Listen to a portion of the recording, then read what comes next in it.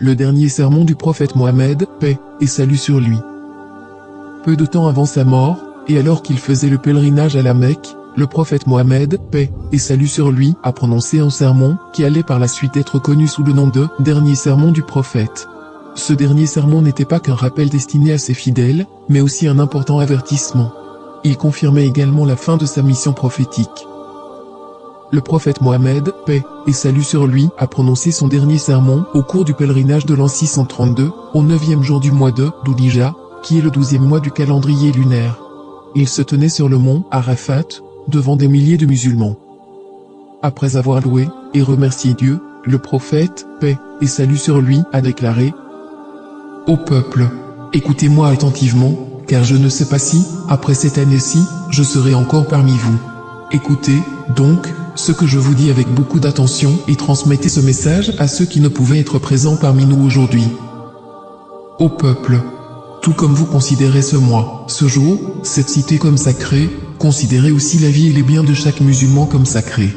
Retournez à leurs légitimes propriétaires les biens qui vous ont été confiés. Ne blessez personne afin que personne ne puisse vous blesser. Souvenez-vous qu'en vérité, vous rencontrerez votre Seigneur et qu'effectivement, il vous demandera compte de vos actes. Dieu vous a défendu de pratiquer l'usure, de prendre ou payer de l'intérêt, donc tout intérêt non payé sera maintenant annulé. Votre capital, cependant, vous revient. Vous n'infligerez, ni n'endurerez aucune injustice. Dieu a décidé de rendre l'intérêt illicite, et tout intérêt qui était dû à Abbas ibn Abdel-Muttalib sera maintenant annulé. Méfiez-vous de Satan, pour le salut de votre religion. Il a perdu tout espoir de ne pouvoir jamais vous amener à commettre les grands péchés.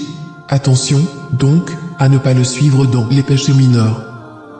Ô peuple, il est vrai que vous avez certains droits à l'égard de vos femmes, mais elles aussi ont des droits sur vous. Souvenez-vous que c'est par la permission de Dieu que vous les avez prises pour épouses, et que c'est Dieu qui vous les a confiées. Si elles respectent vos droits, alors à elles appartient le droit d'être nourries et habillées convenablement. Traitez donc bien vos femmes et soyez gentils envers elles, car elles sont vos partenaires et elles sont dévouées envers vous. Il est de votre droit qu'elles ne se lient pas d'amitié avec des gens que vous n'approuvez pas et qu'elles ne commettent jamais l'adultère. Ô peuple, écoutez-moi bien, adorez Dieu, faites vos 5 prières quotidiennes, jeûnez pendant le mois de Ramadan et donnez votre richesse en zakat. Accomplissez le pèlerinage si vous en avez les moyens. Toute l'humanité descend d'Adam et Ève. Un arabe n'est point supérieur à un non-arabe, et un non-arabe n'est point supérieur à un arabe, et les blancs ne sont point supérieurs aux noirs, de même que les noirs ne sont point supérieurs aux blancs. Aucune personne n'est supérieure à une autre, si ce n'est en piété et en bonnes actions. Vous savez que chaque musulman est le frère de tous les autres musulmans. Vous êtes tous égaux. Vous n'avez aucun droit sur les biens appartenant à l'un de vos frères, à moins qu'on ne vous ait fait un nom librement et de plein gré. Par conséquent, ne soyez pas injustes les uns envers les autres. Souvenez-vous, un jour vous vous présenterez devant Dieu et répondrez de vos actes. Prenez garde, donc, ne vous écartez pas du droit chemin après ma mort. Ô peuple, aucun prophète ni messager ne viendra après moi, et aucune nouvelle religion ne naîtra. Raisonnez bien, ô peuple, et comprenez bien les mots que je vous transmets.